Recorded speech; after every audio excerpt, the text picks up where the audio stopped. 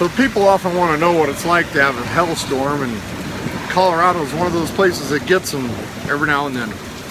So I'm gonna give you a little tour of what it looks like. So over here we have the neighbor's house, and I don't know if you can see, but the water is puddling up in the street and now crossing the street and going to the other side and up into their driveway. This started as a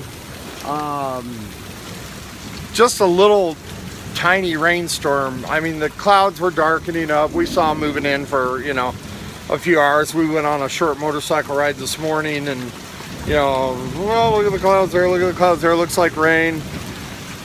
If you can see my RV, how it's coming up to almost, you know, about a third of the way up the tires, and then the back probably hitting some stuff on the bottom of the RV. No big deal there.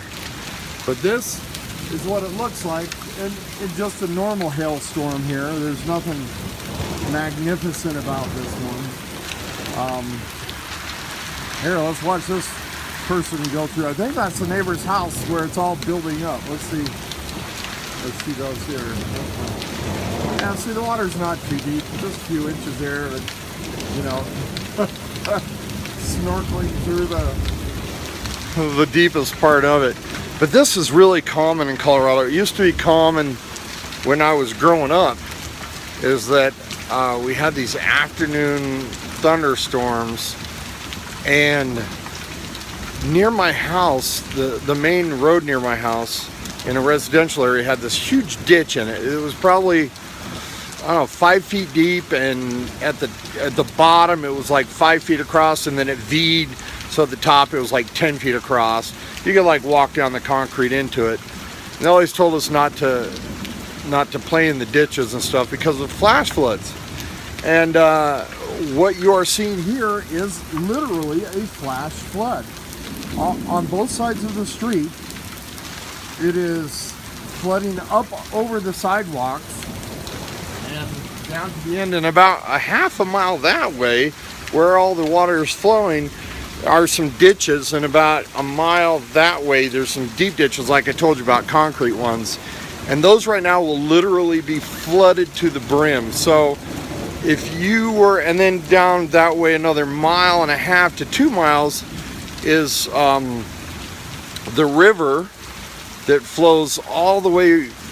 I mean, it goes hundreds of miles each direction, and it's usually shallow enough that you can wade across, but it always stinks like sewage, so we don't go near the water too often.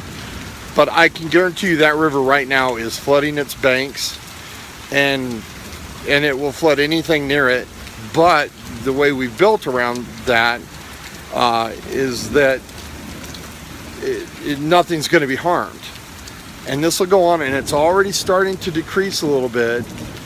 And literally, I could get one of my kayaks out here and put it in the gutter if there weren't cars there, and go all the way down my block. It'd be a hoot. Cold though, because there's ice mixed in with it. It's not foam that you see on the water there. It's ice, and there's all the ice on the ground. So the water really cold.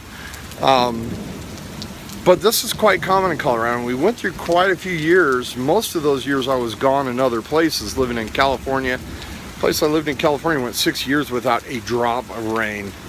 So talk about water restrictions. And 5 years in Georgia, which gets rain all the time. They'll never be short of water there. But here in Colorado, we went without it for quite a long time, and it put us in a pretty big bind because we had promised a lot of our water, our fresh water, to other states, including California. So the Rocky Mountains are the continental divide, which means everything west of the Rockies goes to the west coast, everything east of the Rockies goes to the east coast. Mississippi River and everything starts right here. So this is how we get our water, and there's nothing unusual about it. Some good thunder, some good lightning. The roofs are covered with hail right now, so it looks like it just snowed. I'm out here in a t-shirt. I was out here working on my truck, getting it ready to tow behind the RV, And I waited until I started seeing some lightning flash, and then brought all the welding stuff in. It's probably not too wise to be welding while there's an electrical storm going on, because you're grounded to the ground and you're producing electricity.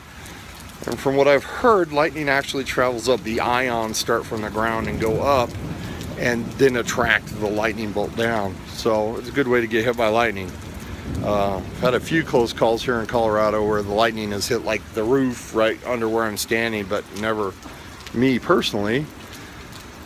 And it's now taming down. The water's slowing down.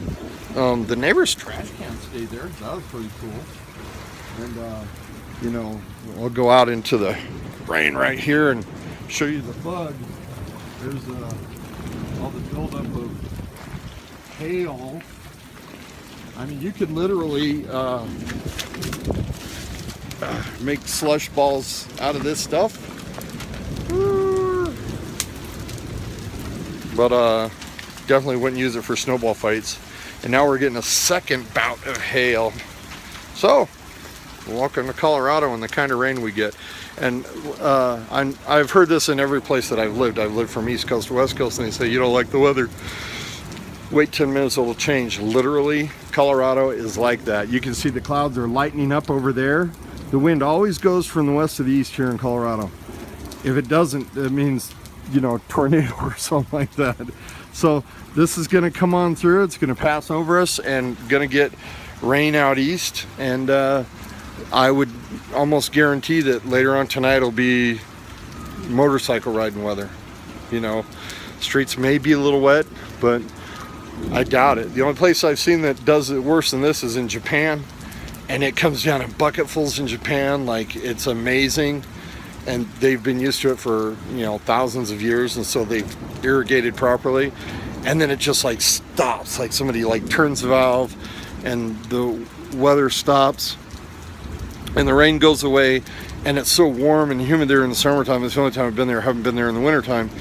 That the humidity just, oh man, you can see the steam coming off the ground, and like 20 minutes later the ground is dry. I mean, everything's so humid. I mean, you literally soak through all your clothes from sweat and humidity. Step out of the shower and you can't dry off, literally. For those who live in the South, like I used to, you know what that's all about. So, stay happy.